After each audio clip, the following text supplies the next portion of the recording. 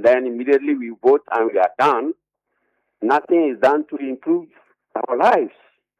It's about the elite, whose lives are improving yearly and improving, I would say, rapidly, while the rest of the ordinary people, the people across the Balkans, continue to suffer.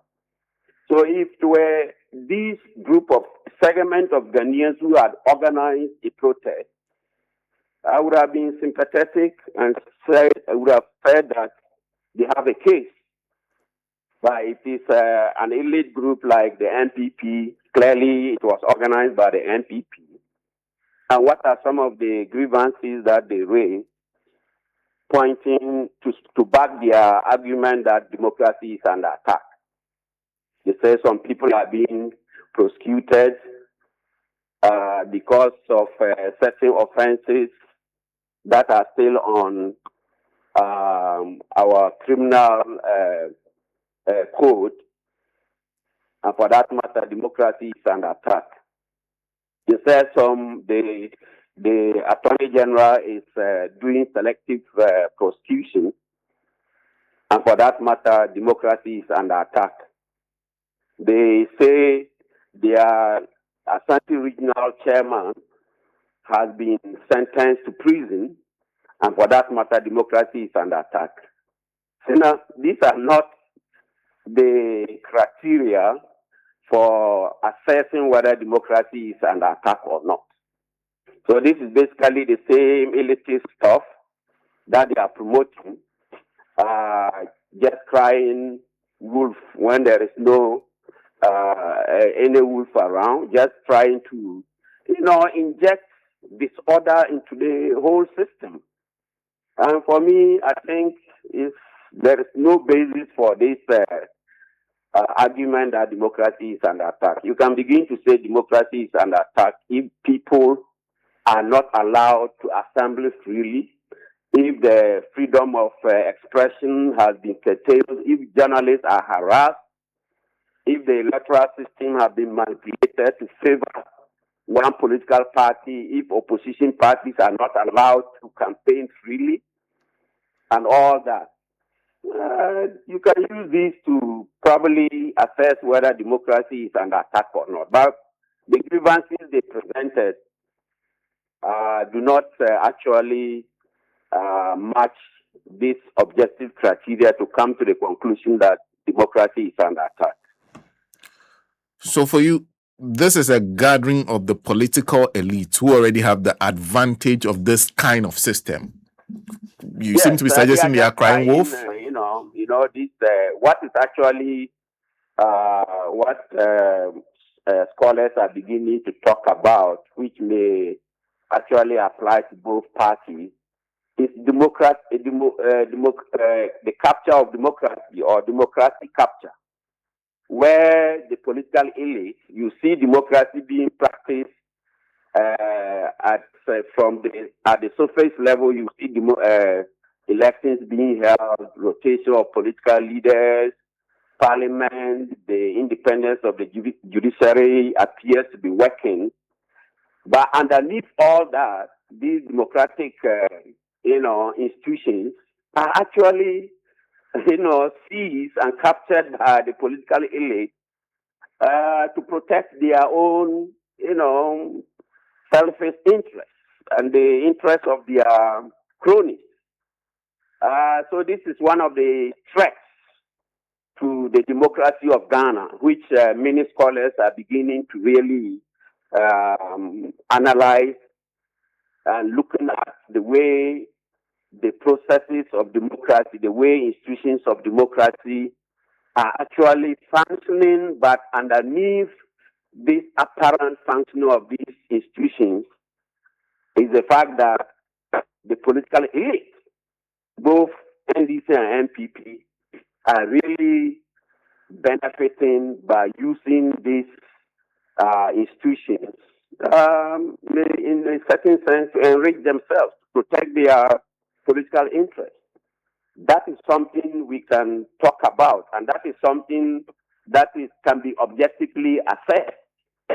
So if you place it or you situate it in this democratic capture, I think they are just trying because they think they are not in the position to actually now use these democratic institutions to promote their interests.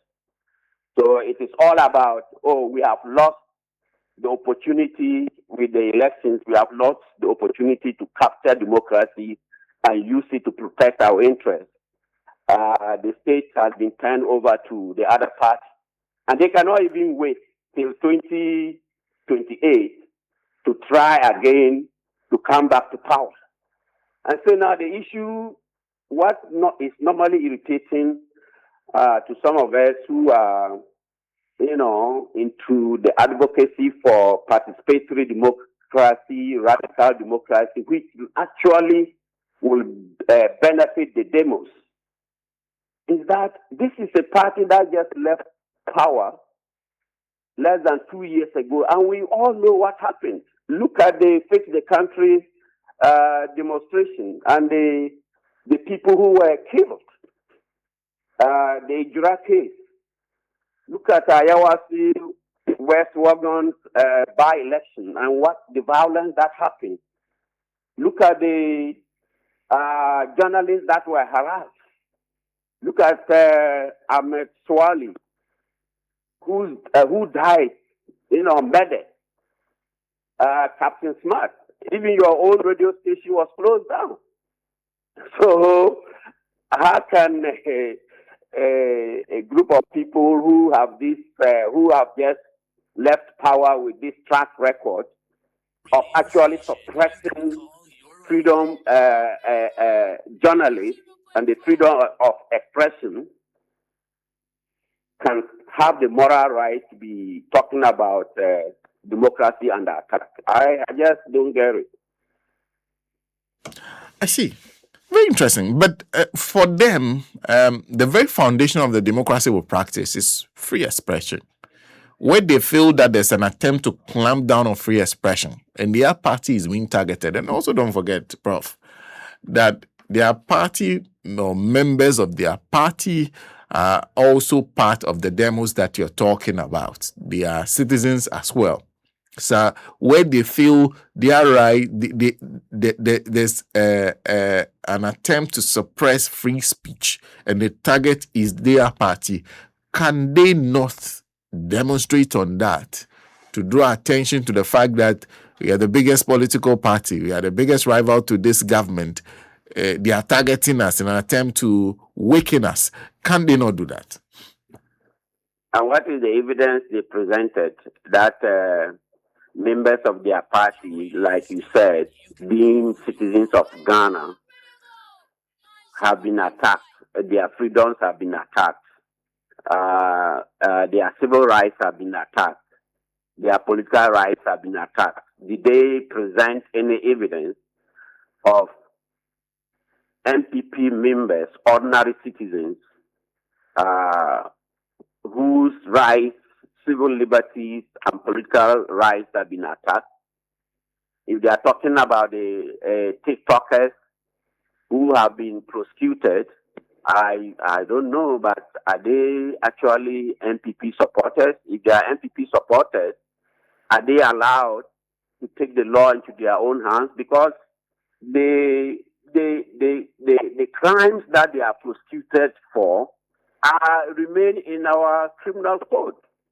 So if you want to do anything to address that problem, the right thing is to ask or to follow the procedure for those crimes that we think are being used by the police to prosecute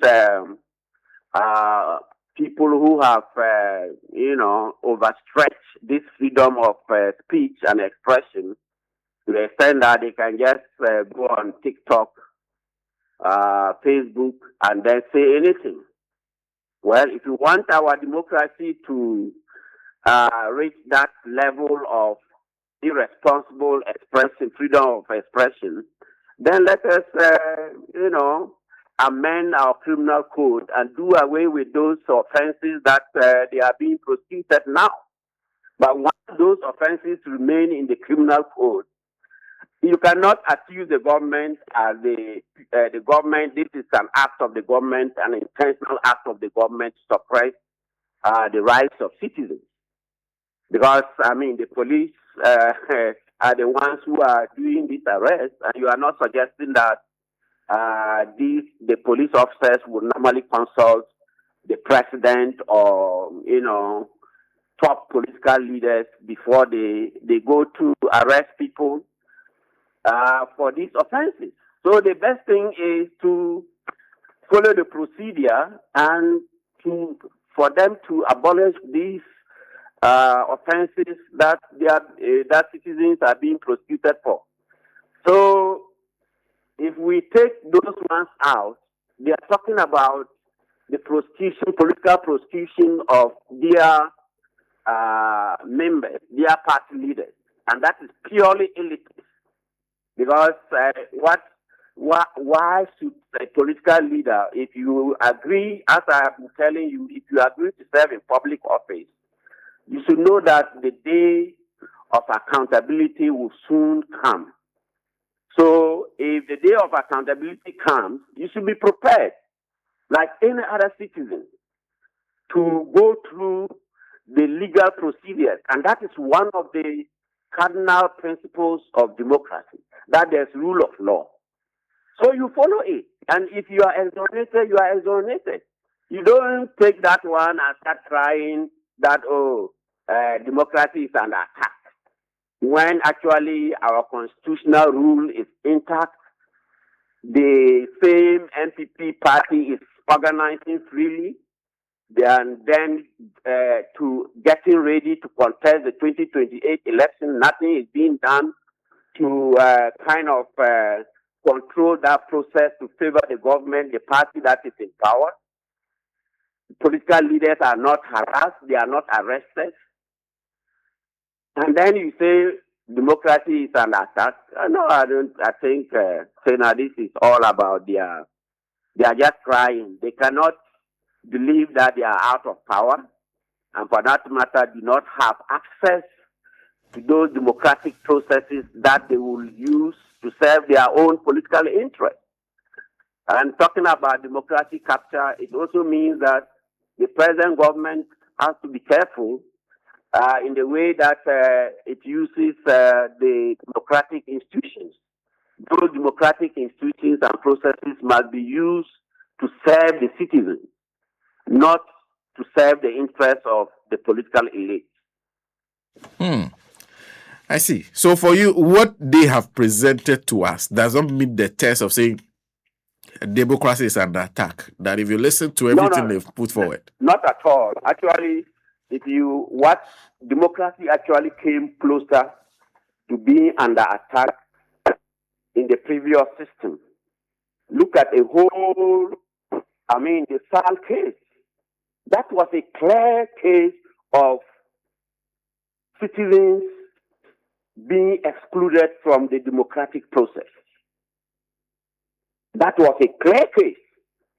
The violence that characterized the 2020 elections, where people were shot dead, that's a clear case of democracy being under attack. The journalists who were harassed, and you are in the industry, you know what I'm talking about. Apart from Captain Smart, there's a famous case, I'm repeating myself, of Ahmed Swali, who was murdered. That was a clear case of democracy being under attack. Manasseh had to, go on, I don't know, I don't want to say he ran away, but he had to go into hiding. Because of what? A story that he did against the previous, the then incumbent government. That was democracy under attack. Kaka and the Fix the Country activists, even Oliver Gomawo, was also arrested and being tried for treason. Was he also not expressing was that not freedom of expression that he was engaged that led to his arrest? So these are clear cases that you can actually cite based on the liberal democratic ideals and what qualifies as democracy, that you can say these are objective criteria for determining that democracy is under attack. Not these cases, these grievances that they submitted to, they presented to the government. It's all about them. It's all about them. They, as an NPP party. And sometimes I wonder whether they are really thinking of, do they think that Ghanaians have soon forgotten what happened? Or they think that this is the way to come back to power? I mean, I think they have to just focus on reorganizing the party and then getting ready to contest the 2028 election. By the way, their own Afoko, the Gregory Afoko, I mean, that was a clear case of attacking the rights of a citizen. The guy was released on bail several times, and he was never released. So if you take this track record compared to this present government, can you actually say democracy is under attack in this present government? Prof, thank you. Thank you as always. All right, thank you, Senator. My regards to everybody. Professor Jasper Abembia Ayelazuno is Associate Professor Political Science at the University of Development Studies, joining us on the line. And like I said, they present to us an interesting issue for discussion, for us to come to the conclusion and agree with them that democracy is under attack. Prof says what they are doing is serving the interest of a small group of political elites, that it is their interests that they are protecting, not the bigger interest of the Ghanaian. And that is what the demonstration is about. Nancy insists that this democracy cannot be under attack. The democracy is under attack. See, the people within the MPP itself who wouldn't want to, comment on this issue. You ask them and they tell you frankly that they see no point in that demonstration. But like I've always maintained that the demonstration is pointless. Yeah, it is. Campaign is, here. And they must show that, it's another platform to campaign and show the people within the party that they too, and then they are vying for positions and they should look their way. So take everything aside. The main point they make and say that that's why they think that democracy is under attack in this country is the speech thing that they say that TikTokers have been arrested. People make comments and then they are picked up. The next moment they are picked up. And that is what I'm saying that. And you don't want to agree with me. See, you are saying that speech is speech. You are free. And that you are free. No, I'm just saying that you are free to say anything you want. Whilst free speech is a fundamental right, don't forget that it's not a license for you to go and do anything with your word without legal consequences. Yes, I'm saying that. So don't say that because free speech is free. It is free. Yes. And it is guaranteed. Yes. But don't forget, that's what I'm saying, that it is not license for you to use your words and think that there won't be legal consequences. That is the point they should be making to their TikTokers and whoever is within their party, like within both parties. Who would go communicate? That there are consequences for everything. Like him, Apenyomakin, he says the weirdest things. He says the most. He number one critic of this government, Miracle Abuaji. Obiachino, because he's criticizing government. They say sometimes when you hear the words, you are like, no, this one is too, it's overboard. But in the name of free speech, nobody comes after them.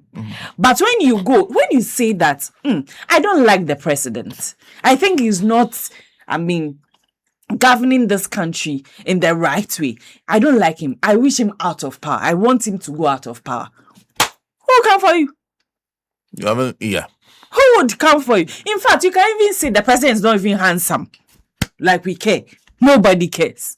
But when you move outside and start saying that you will kill the president, the same constitution that guarantees you free speech guarantees you to check somebody's right as well.